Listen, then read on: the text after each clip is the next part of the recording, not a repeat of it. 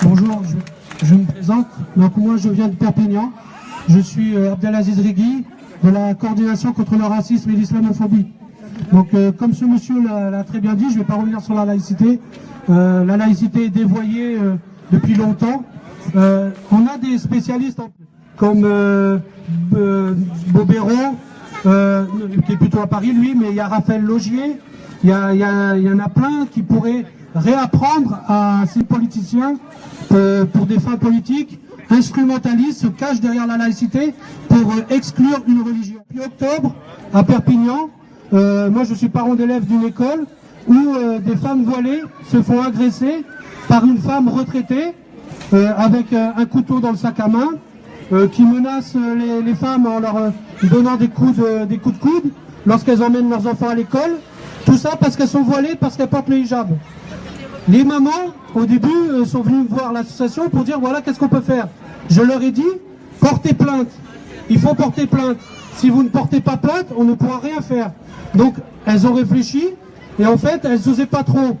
Mais un vendredi, cette femme-là, avec sa voiture, a accéléré quand elle a vu une maman et son enfant traverser le passage piéton vers l'école Romain Rolland à Perpignan.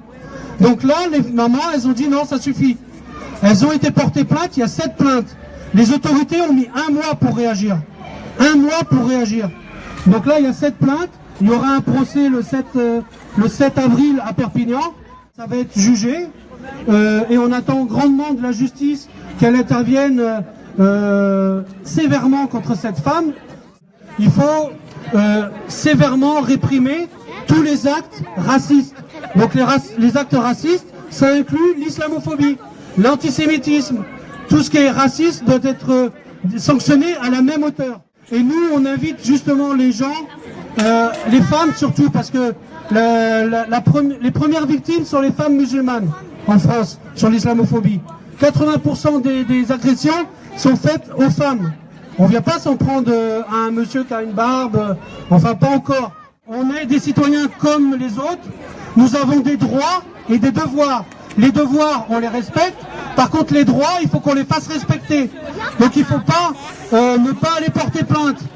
Une insulte ou une agression verbale est une agression. Il faut aller systématiquement porter plainte lorsqu'on est victime de racisme.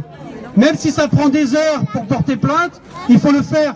Parce que tant que on ne portera pas plainte, eh ben, ils ne prendront pas en considération les agressions islamophobes dans ce pays.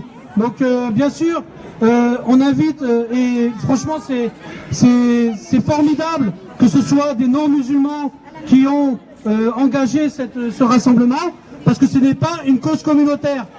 Nous ne sommes pas là pour dire c'est les musulmans contre la France. Non, nous sommes des Français à part entière et nous devons nous faire respecter comme les autres.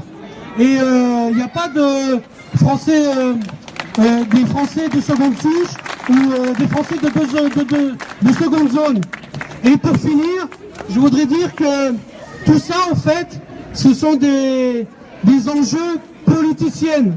En fait, le maire, il sait très bien qu'au tribunal administratif, il va perdre. Oui, bah, je finis, et après ce sera avec quelqu'un d'autre. Donc, je finis sur le tribunal administratif. Donc, en tribunal administratif, ça ne tiendra pas, cet arrêté. Ça ne tiendra pas. Mais c'est pour, comment dire, c'est pour faire du médiatique. C'est pour se faire du buzz, voilà, comme la dame dit. On dit que, en fait, ce maire, les extrémistes comme ce maire, nourrit les gens de Daesh.